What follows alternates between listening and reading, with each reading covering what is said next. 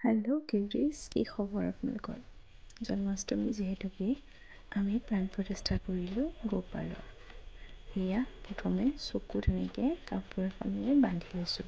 তাৰপিছত দিছোঁ চাউলত অলপ সময় থৈ, তাৰপাছতে এতিয়া দিছোঁ শাক পাচলি বা চব্জি, তাতো অলপ সময় থৈ ঢাকি ৰাখিলোঁ। তাৰপিছত তাৰ পৰা উলিয়াই ইয়াতে দিছোঁ ফল দি আৰু অলপ সময় ঢাকি ৰাখিলোঁ।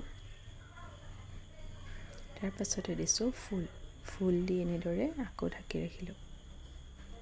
তাৰপাছতে এখন কাঁহী এখনত এনেকৈ চন্দনেৰে স্বস্তিক আঁকি তাতে ফুল আৰু তুলসী পাত দি এনেকৈ পঞ্চামৃতৰে স্নান কৰালোঁ। প্ৰথমে এয়া দিছোঁ দৈ, তাৰপাছতে গাখীৰ, তাৰপাছতে ঘিউ, মৌ, নাৰিকল আৰু ডাল মিশ্ৰিৰ পানী আৰু একেবাৰে শেষত পানী দি এনেকৈ ধুনীয়াকৈ ধুৱাই পখলাই এয়া পূজা দিলোঁ।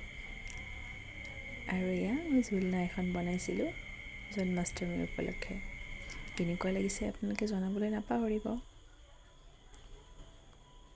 ৰাধে ৰাধে। নেক্সট ব্লগত লগ পাম। আজিলৈ ইমানেই।